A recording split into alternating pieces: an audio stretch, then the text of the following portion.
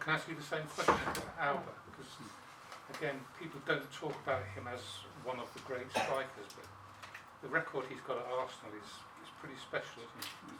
I think they do talk, but obviously with players, top players are playing at clubs that are winning constantly, there is more impact on that. But we all know how good Oba is remarkable how he's doing and how consistent he's been over the years to do it, which is very, very difficult to do. So I think we all appreciate, at least at the club, his value and what he brings to us. Because you very rarely play him through the middle, which is maybe even more, considering his scoring record. He's spent most of the time out on the left. With the players we have at the moment, we have to try to put a team that our goal threat is high. To do that, if I play up there, then I don't play Laka, then why you don't play the two together, they can score both goals. There's always positives and negatives. I just try to find the right balance and players that can generate chemistry between them, and that's where I make the decisions. Gary Neville said this week, talking about this, obviously, he said he's not mentioned as world class. We don't mention him as a Premier League great, and I think we have to. Do you think the reason that maybe pundits and wider people outside Arsenal don't talk is just because he's been playing in a struggling side, we haven't been competing at the top, haven't been winning trophies while he's there? Do you think that's the only reason? Well, I think if he would have been a top scorer of the league and won the league, he would have been voted the best player in the league for sure. But you need both. You need the individual performance and you need the collective side as well of your team and club to support that. And that's why we have to make a step forward to try to convince these top players to want to stay at our club, be successful and be happy. Just on that contract, would you prefer now, because we know there's no talks going on at the moment, would you prefer that happens in the summer rather than now, just to keep his focus on football? The club has a very clear idea of how he wants to develop things. They are in constant communication with players' agents and they know the plan better than I do, and I completely trust them on that.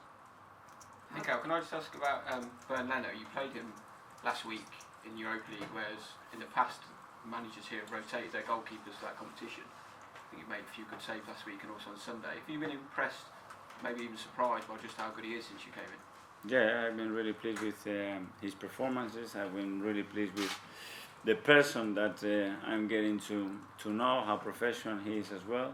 And yeah, the club was playing 4 competition. One of the goalkeepers was playing 3 and Ben was playing 1.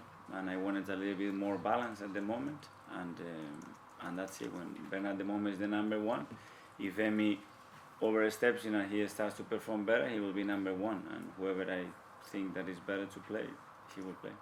Can I ask how important that is regarding the goalkeepers having a definite number 1 or a floating number 1? Because we saw last night at Chelsea again that the guy they bought in for over £70 million is on the bench, and the 39-year-old's playing, and people are not sure who the number 1 is. With the goalkeeper, if you have a number 1 at the start of the season, are you almost, or at the start of your campaign, do you always have to stay with that? I think that position is evolving as the rest of the game is evolving, and other positions are evolving too. Before it was just one, and he used to play 50 games, and the other one used to never play. I think at the moment, managers are more flexible. I think the competition is better. It's not that big difference between number 1 and 2, which is great for competition and for them to improve and challenge themselves, and that I think is the reason why. I'll ask about Joe Willock. He obviously started last week, but he's been in and out of the Premier League team this season. He's got that gift, hasn't he, for driving forward with the ball and really eating up the space. But maybe other parts of the game are inconsistent. Is that number 10 position his best one going forward? How do you envisage him? I think so. I think he's perfect to play in that role. I think he's got incredible physical attributes, but as well he's a very intelligent boy. He learns really quickly. He's very willing. I think he's developing really, really well, and I am very pleased with him. Mikel, back on Aubameyang, do you mind, apologies if you've been asked this before, but how do you compare him with Aguero, another striker you've worked with who sometimes was criticised for not doing anything except for scoring lots of goals? I wouldn't like to compare, but what I can say with Oba is that he's right there with the best goal scorers in this league, and in the last 10 years you look at his record and what he's done in the game. It's phenomenal, so he's just, in my opinion, up there with the best. Do Do you feel that those goals deserve to be rewarded with silverware? When you look at all of the great strikers, they all do have silverware. Yeah, but Harry Kane scored 30 goals and never won the Premier League, you know. So it's a lot of good examples of players that they do phenomenal. Unfortunately, in this country is a lot of top teams and only one wins the league. So you can't have everything in life. Can I just ask you very quickly? I mean, I'm sure you've been asked this before, but you and Pep, you're both in clubs where you've got a lot of pressure on, and you relish that pressure because you want to be operating with quality players, big clubs and whatever else. Do you talk to each other in moments like this, sort of cheer each other on, but are you in touch with each other? Absolutely, he's my friend. He's been a mentor. He's been someone that I spend a lot of hours, days and nights with him. I love him, and yeah, I always feel great support from him, and he knows that I'm here all the time if he needs anything.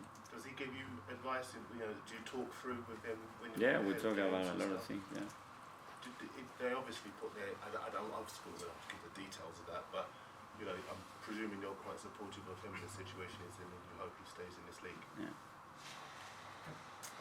Can I ask one about Laka? He said sort of when he was struggling, you helped him through. Can you talk a little bit about strikers when they lose their confidence, and how did he lose his confidence, and how did you help him? Well, I just tried to convince him how good he is. I tried to convince him all the positive things that he was doing for the team, and how this positive thing affected in a really good way to the team as well.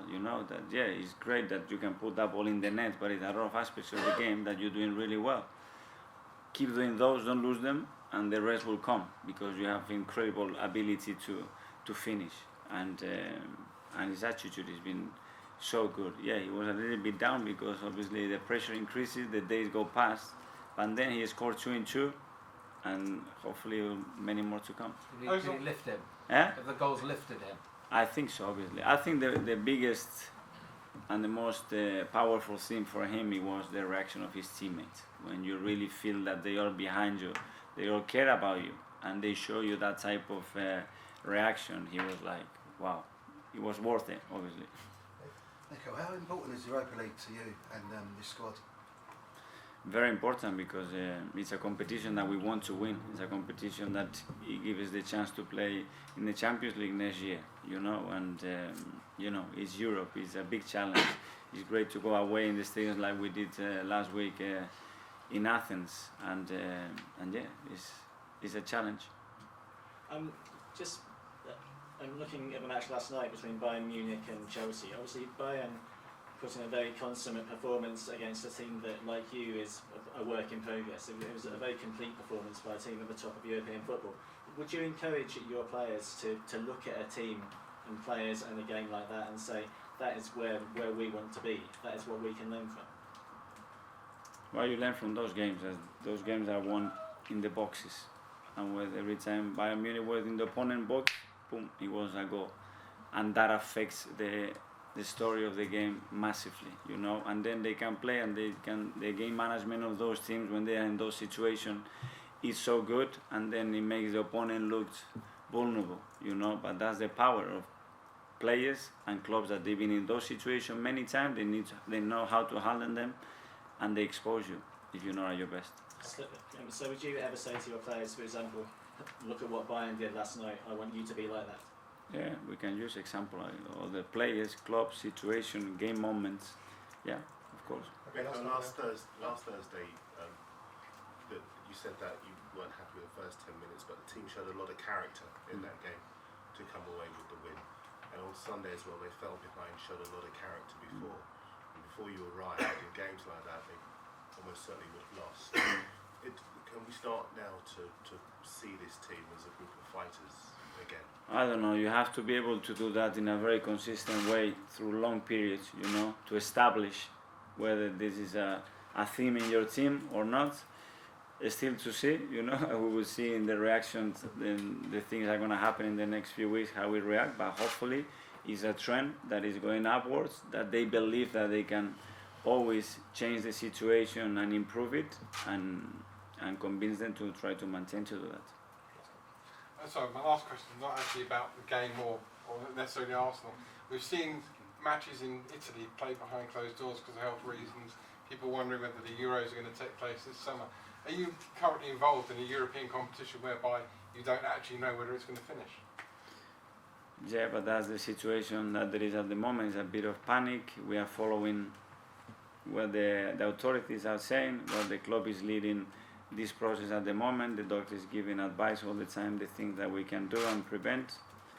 And unfortunately, we don't know how far this is going to go. Mikel, we've spoken a lot about Pierre. Do you ever worry at all about the attack relying on his goals, and it's now time for the other players to step up and get to his level? Yeah, we went through that when he was suspended for 3 games, and we had a pretty good response from the players that they play on those games. But yeah, long term, if you lose him, obviously the impact is going to be, it's very difficult to replace a player of that caliber.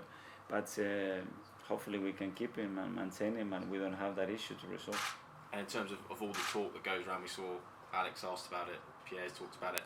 Do you have any concerns about that distracting them as you're fighting in 3 competitions and impacting their performances? Distracting, sorry? The transfer talks around them distracting the players. I think he's very used to that, and I can't see anything on that. Okay, guys, thank you very much. Thank you. Thank you.